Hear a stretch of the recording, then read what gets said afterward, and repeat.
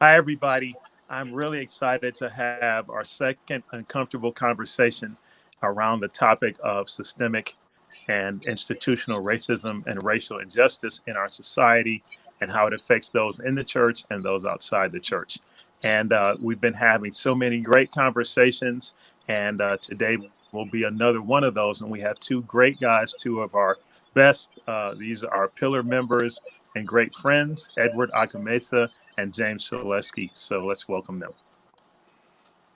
Thanks for What's having up, me. gentlemen? Great to see Good you. to see you guys. Man, we got the A team today, so it's great to have you. Let me just jump in and start with you, Edward. Tell us where you were born and what it was like growing up in your family in terms of the concept and the discussion about race. Great. Well, I was born in 1977, London, England, and my family's from West Africa. Mother's from Ghana, dad's from the Ivory Coast, and grew up sort of within that community. Playing on the weekends with uncles and aunts who are from that same background. But my school life and my home life, sort of the neighborhood that I lived in, was mostly white. School was, I'd say, about 95% white, and the neighborhood that we grew up in, which was sort of aspired to be middle class, but wasn't quite there, was mostly white as well.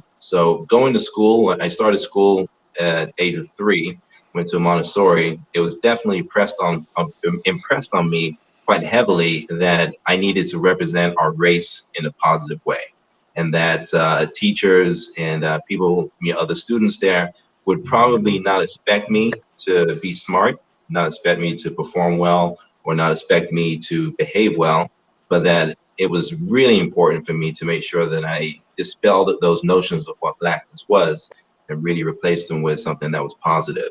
So, it was a challenge, but at the same time, it was a weight of responsibility that I had from the age of 3. Mm-hmm. And so you grew up with knowing very clearly that there were thoughts and preconceptions about you that you would have to overcome, and from such a young Absolutely. age. Okay. Absolutely. Yeah. Okay. James, how about you? Where were you born, and where'd you grow up, and what was it like? What was the conversation about race like in your house? I was born in Baltimore, Maryland in 1972. Pretty much grew up there, moved around a little bit because my parents worked for the government, but always came back to Maryland. And Maryland's, kind of a border southern state. So the topic of race, the discussion of race growing up was non-existent. All of our family was white. All of our friends were white. We lived in white neighborhoods. Going to high school was predominantly 95% white. So it wasn't until I moved to Los Angeles in 1990 that I found myself for the first time in my life surrounded by people that were all different than me, than what I was used to. So that was a little bit of a culture shock. But the discussion growing up was non-existent. In high school, I started some of the discussion because of some of the things that I was interested in and alternative music and such. And that culture was somewhat there. And that helped forward some conversation about racism and stuff. But for the most part, it was just non-existent.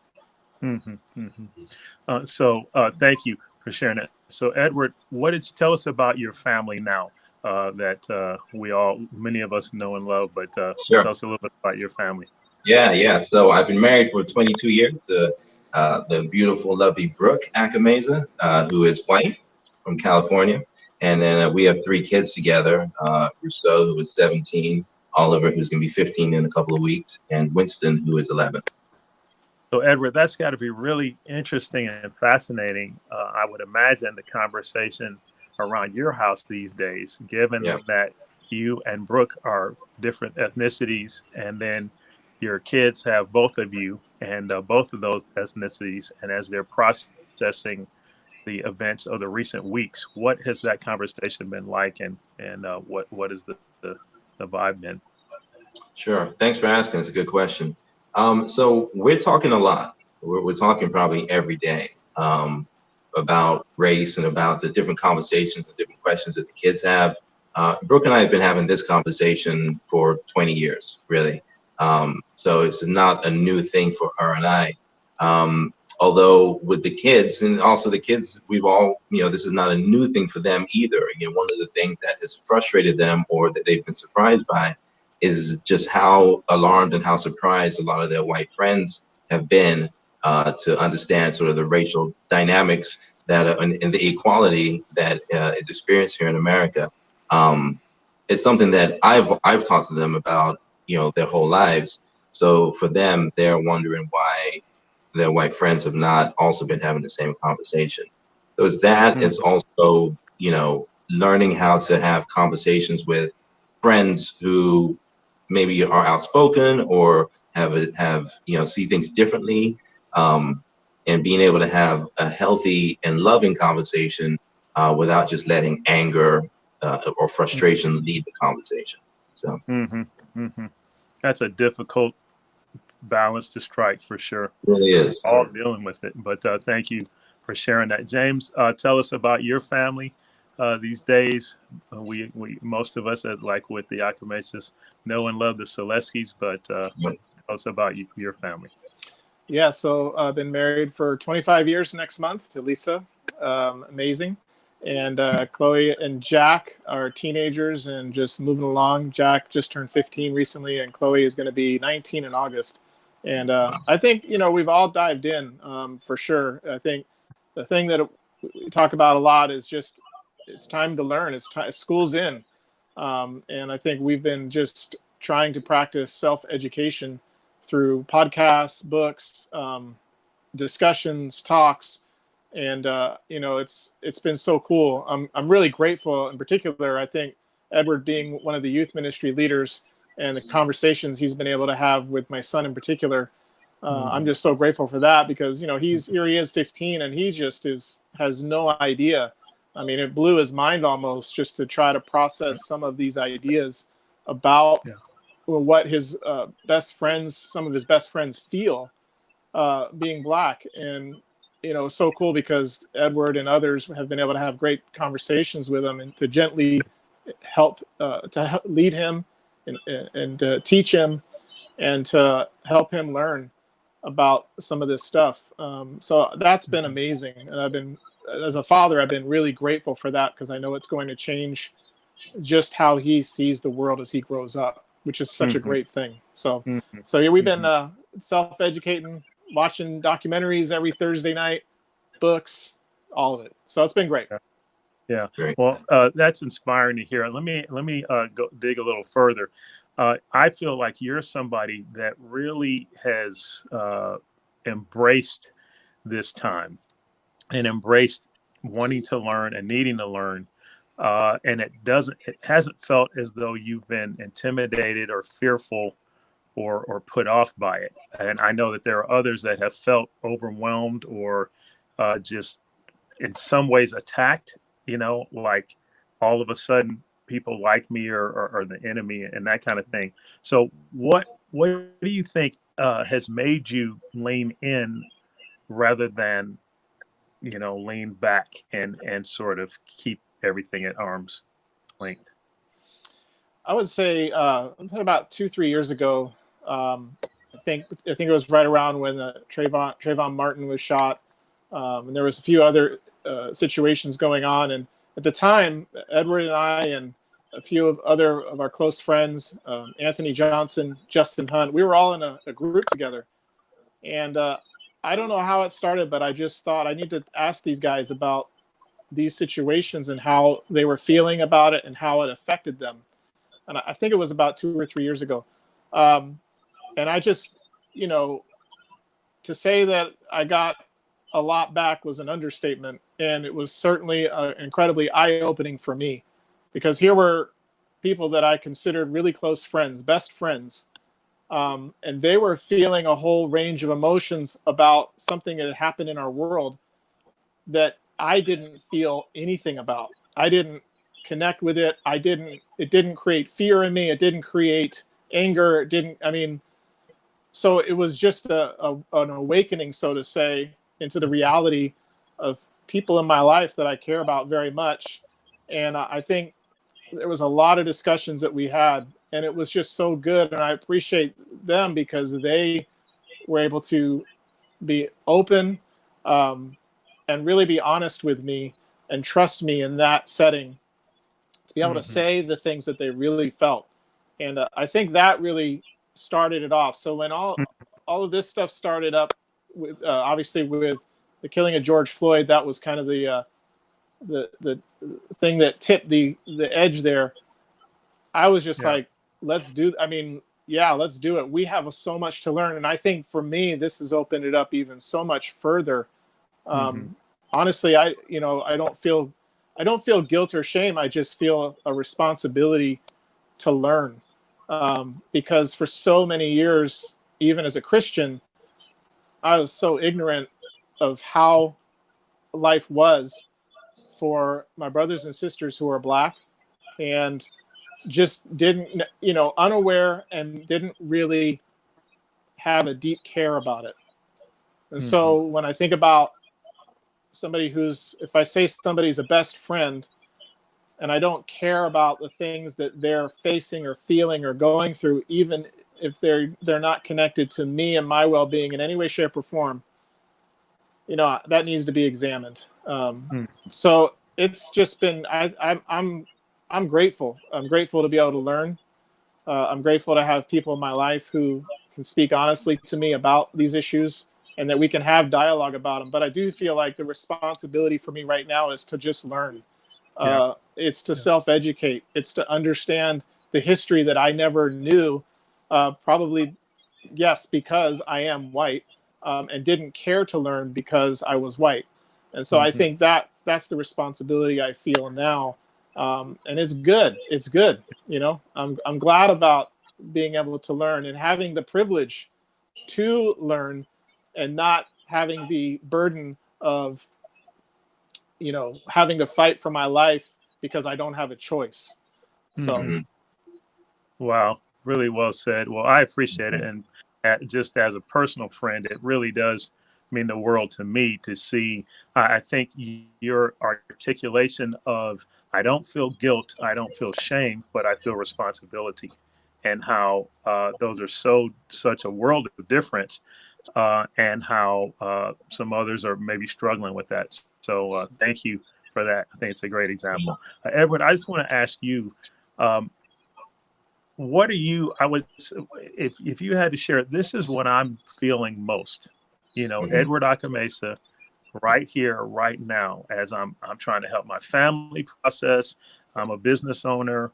I am a youth ministry leader. I've got all these plate spinning things that I'm taking care of. But apart from those, you just as a person, what are some of the things you're most feeling right now? Sure. Well, thanks for asking. It's a lot of different things. I've never seen, you and I have talked about this. I've never seen a time like this in my years. 42 years old, where non-blacks are this open and interested in what's going on in our world. And James just spoke to it. He's open, he's educating himself, he cares, and it's exciting. I've never felt this amount of hope for things changing as much as I do right now.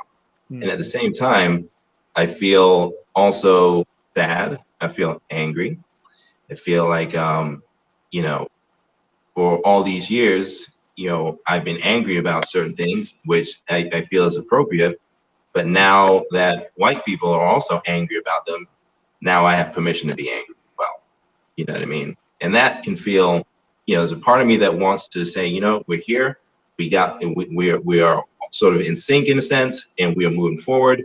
Let's just look forward. And yet there's another part of me that feels frustrated that, really the story hasn't changed. You know what I mean? Yeah. George Floyd was killed, Memorial Day, and that started sort of a bit of a tipping point. But it wasn't. It's not like that was so out of. It was out of the ordinary. It was disgusting. It was a murder on television. But there have been others before that, and so there is a part of me that's been frustrated that it's taken so long for Mhm. us to all be sort of on the same page with this. Mhm. And it's also been a little hurtful just thinking, okay, so for this amount of time, you've been hearing from me and from others that that something is on fire, and you just haven't done anything about it. So either you didn't believe it was on fire, or you felt like it really wasn't that important. And I know that that is a bit of a simplistic way of looking at things, and I don't always live there. But those are some of the things that I'm wrestling with. Like, this is a big deal, and it's been a big deal for a long time. We needed to have some of these conversations, before today. So again, I don't want to live in the past, and I have had some great conversations, some good uncomfortable conversations addressing these things specifically.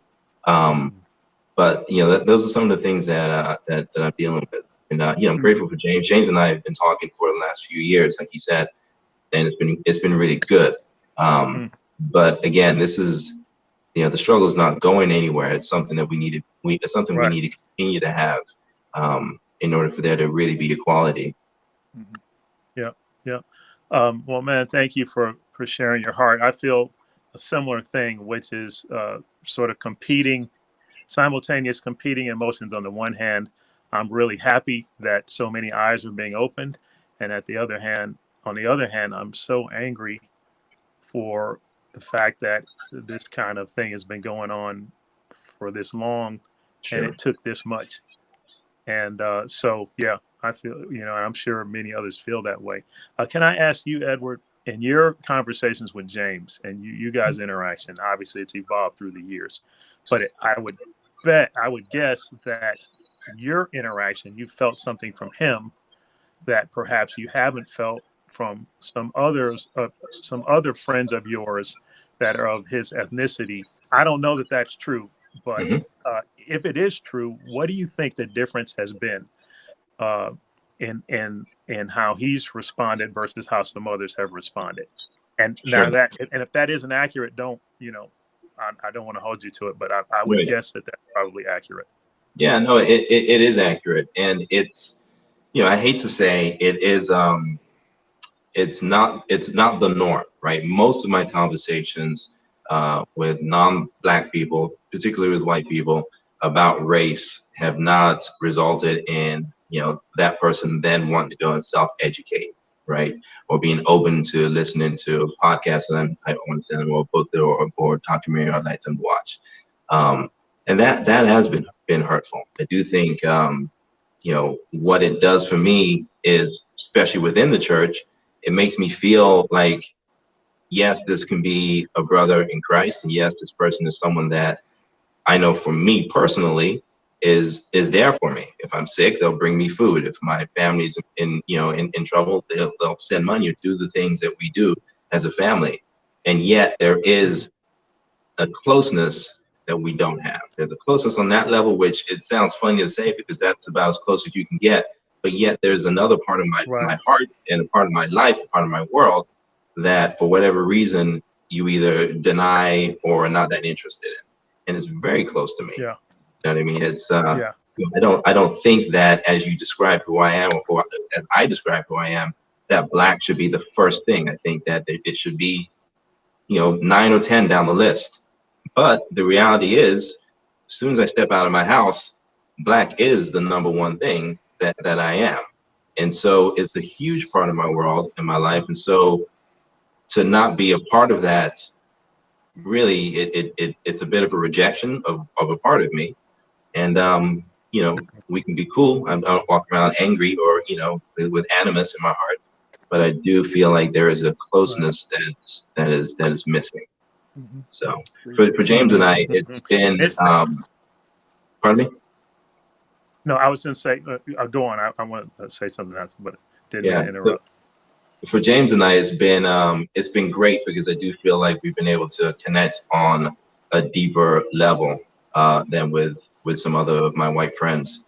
And it's, I definitely take that cautiously, you know what I mean? And I don't know if that's all of James or just experiences that I've had, but I am cautious to say things, or, I push myself, and I'm definitely, I don't know if it's my training or what, but I know that there's certain things that always seem to elicit defensiveness or anger or, some kind of indignation, like, how could you suggest this about me, or whatever. So yeah, there's definitely, I feel as though James and I are in a good place, but I definitely, on my end, there is always a sense of caution. Like, let's not get too comfortable here. Yeah.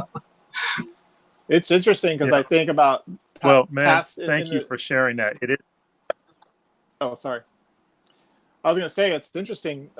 We think about years past with Edward and I, and I mean, I can remember conversations where Edward would call me out on something I said, or, I'm trying to make a joke and it's got racist overtones, and I don't think anything of it, but it's hurtful. And I can remember those types of conversations. I remember Edward trying to, hey, listen to this podcast, check this one out, and just me being slow to that and not really engaging. And so I'm really grateful for his patience and his willingness to continue to try to encourage me in this area. I feel like I've learned a lot from him, and now it's like, the scales have dropped and I'm able to really learn, which is great, and I'm excited about that. But I wanted to say I'm really grateful for his friendship, because there have been plenty of conversations where I'm sure he walked away going, man, this dude just doesn't get it. And I'm grateful for his patience and love in that respect. Well, I think it really is a great example, and I think part of what's happened is our eyes have been opened, like Edward was saying earlier, and you, James. We have done life together for so many years, raised kids together, helped each other's kids be baptized. Times are, in challenging times, hospital visits, been there with loved ones as loved ones have passed and so forth. So been very intimately close. Right. And yet with this race, this race issue, this one issue, we have been living in separate worlds, even though we're in the same close spiritual world, which is just, it's sort of disorienting to make that realization. And that's one of the things we're all processing right now. So I just appreciate the conversation. Let me ask you this, James.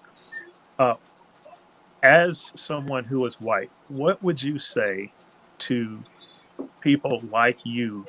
If there's one thing you would say, hey, I would love for us to embrace this. Obviously, no one person is the spokesperson for one race, but for those perhaps that grew up like you did and maybe have that same orientation, what would you say to them?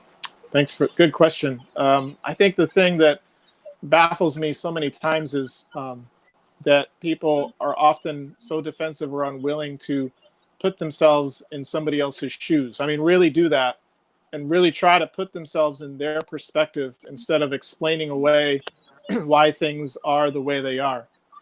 For instance, I mean, I've heard this, so many times from white people when we look at the different things going on with unarmed black men being shot or killed by police. They always seem, white people seem to have this pat answer of, well, if they wouldn't resist or they wouldn't do this. And it's just, it's a lack of empathy and compassion to say, let me step into their shoes and understand the world from their eyes. And I guess that, to me, that's where it has to start. And it's also a willingness to say, it's okay to say to yourself, I have some things to work on, and it doesn't impugn my morality or the goodness in my heart. Because I think sometimes that becomes such an issue. Somebody feels that maybe somebody's saying you need to grow a little bit, or that was kind of racist what you said, or, whatever. And somebody can take offense so quickly and go, I'm a good person. And it's just such a quick defense mechanism that just doesn't go anywhere. And it's good to learn, and it's okay to learn. And we're at such an incredible time in history where we can really learn so much. So I think going back, though, putting yourself in somebody else's shoes and really understanding and listening to their story Mhm. and realizing and accepting that it's going to be different than yours. Mhm. My experiences are, growing up as a white person are far different than Edward's, who grew up as a black person. So I have to come to him with an open heart and humility to go, and take him for his word, and not try to push on him reasons or defenses as to why he experienced what he experienced. I'll never Mm. be able to fully understand what he experienced or why he even experienced it, because I'm not him and I'm not Mhm. black. So Mhm. I think just going back to that, put yourself in somebody else's shoes and try to understand the world from their eyes. Yeah. Mhm. Which is, and so thank you for saying that. And is there anything more Jesus like? I think it's so obvious that this is an area where we all want to become more like Jesus. But Mm, I mean, Yeah. it's on a silver platter. Step in someone else's shoes and be concerned for them. And so I think you have done that. So thank you for that, Edward. I wanted to ask you that tension that you feel of, hey, I want to share who I am, my story, my life. I want, like with any friend, I want to be a friend of, I want, the whole person, someone to befriend Right. the whole me and do the same for the other person. What would you say? What encouragement would you have, Edward, for other African Americans or people of color who are frustrated with trying to connect to perhaps whites or people not of other people not of color, and feeling that resistance or disconnect or maybe indifference, and then either being angry or discouraged and feeling sort of caught. Hey, I don't want to be the angry guy, projecting my anger at society on an individual, Sure. but that I don't want to hide what I'm feeling and who I am. What encouragement would you have for those of us that are struggling with those, wanting to avoid those two extremes? Sure. Sure. I think that's a good question.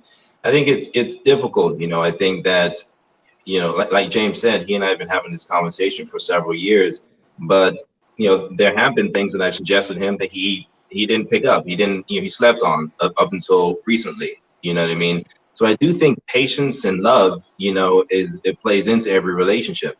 At the same time, it is very hurtful and exhausting to keep trying to do something or wake somebody up to something that they're not ready for, right?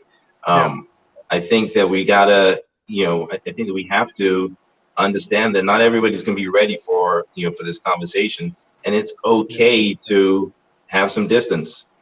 It's okay to, it's not going to be okay to be unchristlike. And I do think that there is Yeah. a sweet spot, and it's not scientific and it's not, it's not exact, you know what I mean? But I do think putting your heart out there, such a vulnerable space to someone who's just going to reject it is not going to be healthy, right? I Yeah. think that amongst us, ourselves, we need to be talking about this. And I think we do, my experience of Black people talking about race all the time. I mean, it's pretty, it's Mm-hmm. incredibly common. And I think that we just need to be checking on each other Yeah. and helping each other. Yeah. And obviously, these conversations do happen and are happening successfully with Black people, with white people and with non-Blacks, and Yeah. it's incredible and it's beautiful, and it brings joy to my heart for sure. But not everybody Yeah. is going to be ready for that. Um, Yes. I think, I think we have to be kind of mentally and emotionally ready to for that, that reality, and but also have a support system of people that you can speak to. Yeah. Excellent. Excellent. Excellent. Man, I've learned a lot. So I want to ask one more question. And I mean, we could go on. It's so rich, so good. So thank you guys for opening your hearts and taking the time. James, what would you say to somebody? Because right now we're trying to navigate this not only individually, but as a church, as a Jesus community. And we are so diverse, about a third African American, third European American, third Hispanic American, about 8% Asian, 2% Middle Eastern. And, we've got people that feel like they want to dive more deeply into this. We've got people that feel like, man, this is a lot. Can we move on to something else so that this doesn't dominate other spiritual priorities that we need to look at? What would you say to what do you think moving forward as a church? How do you think we should continue to, I don't know, deal with this? What would you recommend? What's the right amount of emphasis? Not too little, not too much. Thank you for asking. I mean, we were reading a passage last night in our group setting in Matthew 23, and Jesus, was talking. He was always had something to say about the Pharisees, who were the politicians of that time. And he was talking to them and saying, "Woe to you guys, because you do these things right, but you neglect mercy and justice." And I think, man, what we're talking about right now is things that are close to God's heart. I believe this is a spiritual issue for all of us. And I think, I would say, as my opinion, as a white person, I'm going to be on this journey for a long time because my narrative has been white primarily all my life. And so I have to dive deeper to understand, well, what is the history? What is the history of blacks in America, and how, understanding that and learning in that, and then looking at the scriptures to see, it's amazing when you start learning something new about life and relationships, how different scriptures will start to take on a different meaning because of that. And I think it's a time to learn right now. And I believe that if we grow in this area as a church, I believe it's going to bring so many incredible blessings. I already feel like too, and for those of us who are white, when we learn, when we grow, when we educate ourselves, we're building a type of unity that we've never been able to build before in our church. And I think that God loves that. God lifts that up. God's going to use that as a light in this world. Yeah. So I, for one, my opinion is I'm not taking my foot off the gas. I think that it's a spiritual issue that plays into so many things. And it certainly exposes a lot of self-interest in our hearts. That's for sure. Particularly for me, I mean, I could say that as a white man, this all exposes my own self-interest to things that are white in my world. And so if the world's going to be different, that means I have to be uncomfortable. And certainly that is a message that you see over and over in the scriptures.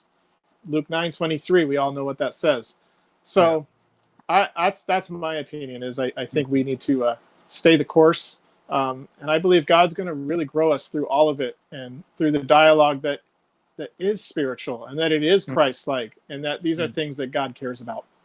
So I want to thank both of you for this incredible conversation, which could go on much longer because it's so rich and helpful, but we do need to wind it down. And so given that, Edward, I wanted to ask you the same thing that I asked James earlier, which was, we're navigating this individually, but we're also trying to navigate this season as a church collectively, and with different sentiments about how much we should focus on it, what's too much, what's not enough.